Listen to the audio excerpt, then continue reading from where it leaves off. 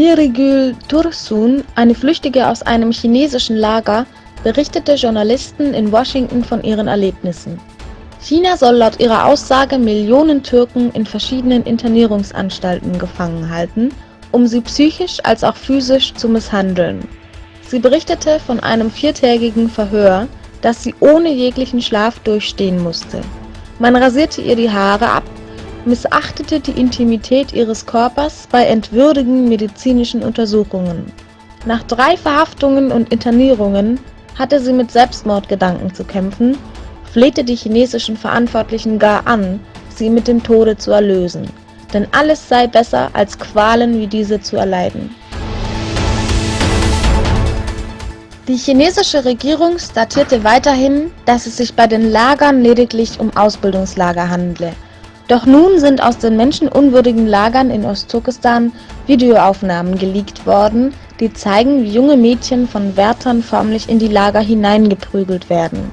Ob der dreisten Verharmlosung der chinesischen Regierung kann man sich nur ausmalen, was in den Lagern selbst für schreckliche Geschehnisse vonstatten gehen.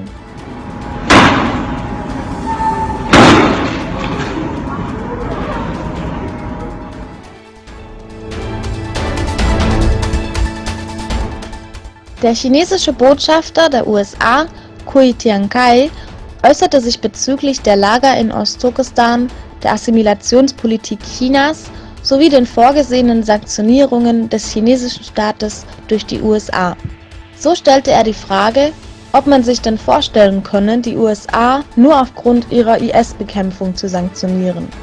Diese Verharmlosung der Unterdrückung Ostturkestans erntete internationale Empörung.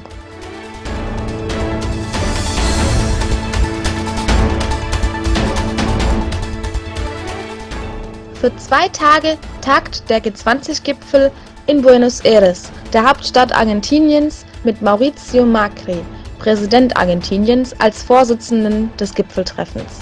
Die Thematik der Zusammenkunft lautet: eine gerechte und dauerhafte Zukunft.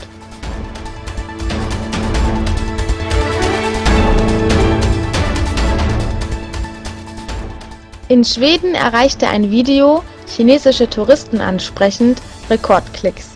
Die fehlende Toilettenkultur der Chinesen, die wahllos ihr Geschäft überall verrichten oder auf der Toilette ihre Speisen einnehmen, sorgte für Empörung. Aufgrund dessen erstellten Touristenfirmen Broschüren und Videos, welche diese Unkultur des chinesischen Toilettengangs in Schweden verbietet.